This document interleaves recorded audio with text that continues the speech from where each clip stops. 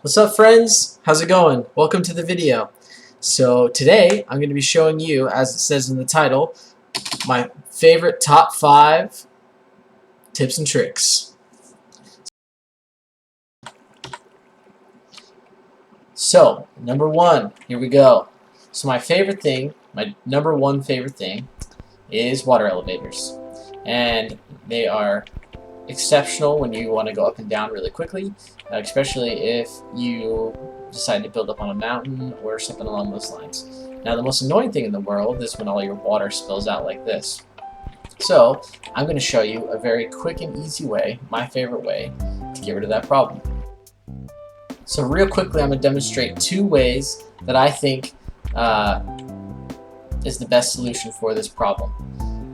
So the first solution always is a pressure plate, or some people use string, but I'm going to suggest a pressure plate. Now, if you have a water column like this that goes straight up into a wall and it's not a corner or something along those lines, my personal favorite is a fence gate. Now, the nice thing about a fence gate, let's patch this up right here. The best thing about a fence gate is when you step onto the pressure plate, it automatically opens up. Now, the only problem you might have is when you're coming out of it at the bottom. But generally, it works pretty well, and I've never had too many issues. I think there's even a little, see? And there's just enough of a gap here that you will always run into it and always open it up coming from both directions, which is nice. Now, the one thing I did want to say is I saw this in an Iscal's video for Hermitcraft Season 7. Let me find it. But Iscal has demonstrated to me that the fastest way to get up and down is with the bubble elevator. So if you have a water source all the way up, it shoots you up. The fastest way to get down, as weird as this is just to dig a giant hole with some water at the bottom. Boom. Now this is the method I use in my hardcore survivals because it gets me up and down the fastest. I don't have to worry about, drowning if I'm hungry and I don't have enough food bars and I can't swim fast enough. So that's now my number 2 solution to this problem is kind of along the same lines. So we're still going to obviously use a pressure plate, but for the second item, instead of using that fence gate, we're going to use a ladder. And now ladders are really good for stopping water, but at this time, if you do it like this, you don't ever have to worry about that fence gate getting in your way, and it's nice, quick, easy, and painless. And it's kind of fun. Definitely think in my streams that I've been doing lately, I've been spending a lot more time just coming up and down the hole, just because it's fun to fall that far and not have to worry about anything. So that's tip number 1, water elevators. Alright, tip number 2 is not something that's earth-shattering, but it's something I think will be helpful to all players, regardless of skill or not. It's just something that's I found a long time ago. So say you have an inventory right here. See how my inventory is full of cobblestone, and you need to get rid of it. And instead of having to go through and click each one, if you click one and see how it's selected in my cursor here, then hold down Shift and double click. It will move all of them at once. And I know that that's not a crazy tip, but trust me, when you see how much time it saves you when you're unloading your inventory, whether you have to go somewhere quickly, or you just want to get back to mining, or you just want to drop a chest, it saves you so much time. Now, number 3 is a very basic vanilla survival tip, but I figure it's best to share because I actually learned this recently from someone and it's made my life a whole lot easier. So the one problem that we all have when we're farming animals, right, is our fence gates. We always have to rush in real quick and rush out. But if you're breeding animals and your fence is about to explode with how many animals you have in there, almost every single time your animals are going to walk right out. So a handy tip that I learned is carpet. You put carpet on top of the fence.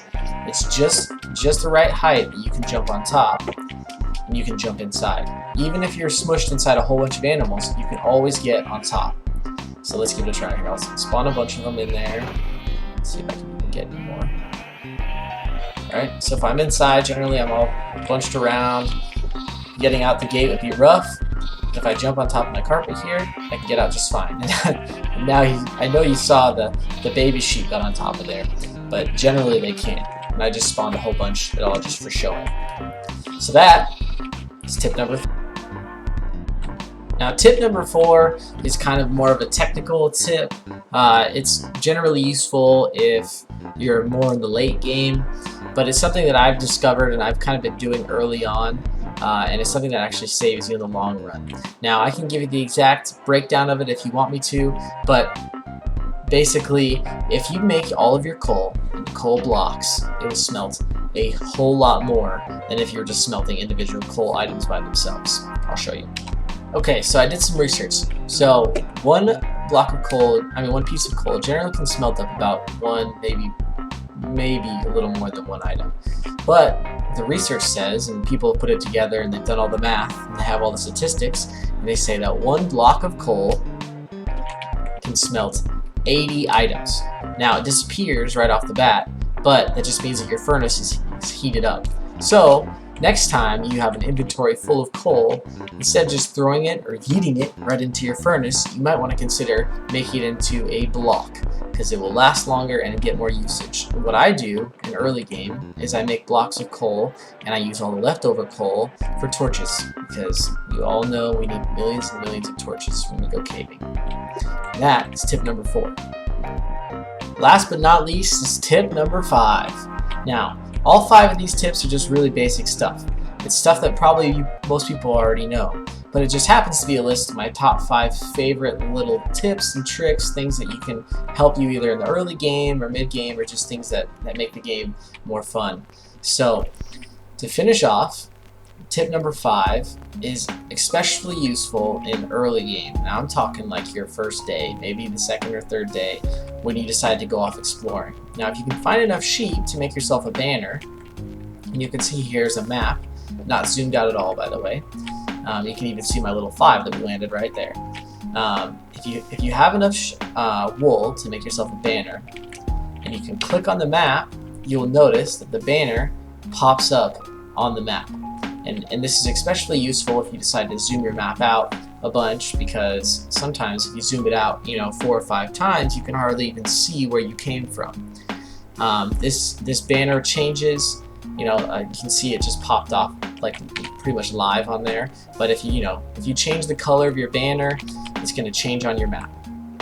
So there's green, and if I want to switch it back to white, I can put my white banner right here, and I can click on that again, gets rid of the green, gets rid of now it adds the white. So there's so many different possibilities that you can use this for.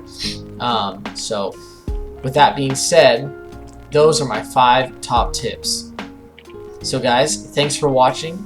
If you found any of this useful, please consider giving a like down at the bottom, and I'll continue making more videos. I have my Twitch link in my profile description, as well as my Twitter, so you can stay up to date when I plan on streaming. And I play more than just Minecraft, but Minecraft happens to be my favorite game. I've been playing it since 2010, and I just love it.